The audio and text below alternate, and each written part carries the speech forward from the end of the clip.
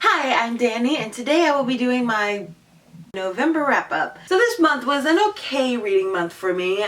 I got a little more done than I expected, so I was happy with that. The first book I listened to this month was a reread, or technically a re-listen. It's A Beautiful Prison by Janica Snow. I have this in ebook form, but Amazon is doing a thing where if you own an ebook, if you pay just a teeny bit more for it, you can also get it in audiobook. And so I paid 99 cents originally for this book, and then I paid an extra dollar and I got it in audiobook form. And the narrator got the voice of the main character down perfect. Since the narrator was a guy, they didn't quite get the female voice down so good, but the male voice they got down perfect. When I read this book, I had a hard time imagining what the main character Gavin's voice would sound like, and he just got it down perfect. But this book is about a girl named Ruby who grows up in a very terrible place. She lives in a trailer park with her mother, and her mother's pretty much verbally abusive and basically neglects her and makes her feel worthless. And her mother's boyfriends are always trying to sneak into Ruby's room, so she decides one morning that she's just going to leave. And as she leaves home, she is picked up by sex traffickers, and she is sold to this man named Gavin. And this book is just about their relationship, her trying to get away from him and at the same time growing to understand him. It's really good, especially if you're into the more dark reads, because this definitely covered a few dark topics. I gave this a 3-star originally, and I would give it a 3-star again. The next book I read this month was The Elf King by Lexi Johnson. Going into it, I expected it to be a little smutty, and it was, but it was pretty much nothing but smut. This is part 1 of 5, and there was just this whole chapter was nothing but smut. It's basically a girl goes to an old home that her aunt left her, and she meets an elf guy. He finds her attractive, she finds him attractive, they sleep together. That was the entire thing of this part of the book. And I really just, I didn't like it. There's no better way to say it. I just didn't like it. I mean, there was no storyline at all. It was just smut. I would give this a 1.2 out of 5. And the next book I read this month, I actually borrowed from a friend. This is one of 2 books that I borrowed from her this month, and it is Dark Prince by Kristen Feehan. I have read this book before, so it was a reread. Pretty much the rest of these books will be rereads, and it was actually kind of refreshing to remember certain things about them. I read these like just after I started getting into reading. And so I wanted to reread them again to see how much my tastes have changed, and it has changed quite a bit, but not as much as I thought it would. Like, I thought I would just not like these books anymore because my tastes have changed so much, but I actually still did enjoy them. So the first book was Dark Prince by Kristen Feehan. The whole series is about these sort of vampires who they are called Carpathians. They're sort of vampires, and they actually hunt vampires.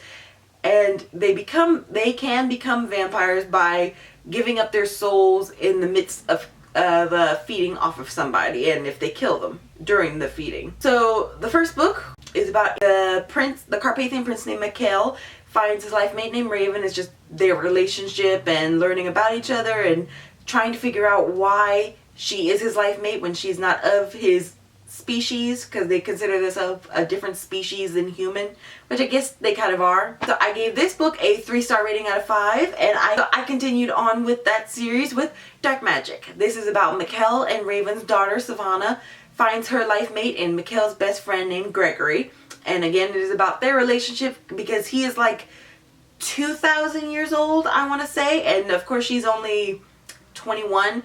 So it's her not wanting to be tied to this man who she's pretty much grown up fearing. It's them getting into their relationship and her trying to bring more happiness to his life while they are getting into their relationship and becoming more comfortable with each other. You find out about this vampire society that in Dark Prince they thought they had eliminated, but apparently they are still active, and they infiltrate the society and find out that this female singer who the society believes to be vampire, but most of the people they think are vampire are actually just humans who love vampires. You know, like they'll dress like a vampire, or they'll sleep all day and party all night and stuff like that. So they're really not good vampire hunters at all. So you find out about this woman singer who the vampire society believes is a vampire, and Gregory, Savannah's life mate, sends one of his friends who he believes is close to turning vampire to try and kind of distract him. He sends him to protect the singer, and his friend's name is Julian. But it is very good. This is one of my favorite books of the series, and I gave this a 3.5 star. And we can continue on to Dark Challenge, where Julian meets his life mate in Desiree, the singer. And Desiree is actually Carpathian. She is not human after all. So they were right in this one regard to where they think they had found a vampire.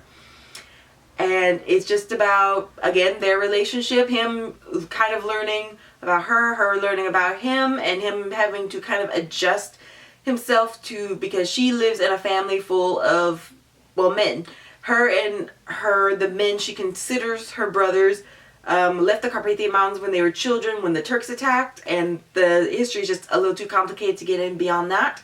But it was very good, and I'd have to say this is very close to Dark Magic. I gave this a 3.3 star out of 5. And following Dark Challenge, I continued on with the series with Dark Magic.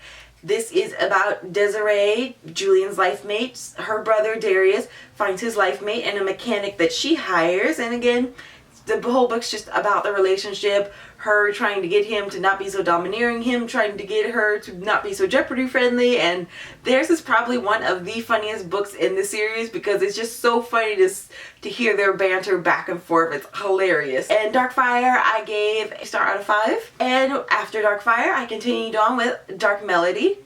This is about one of Desiree's brothers, Dan. He finds his life mate in a human woman, but she is grieving the loss of her recently murdered husband, and she is also pregnant.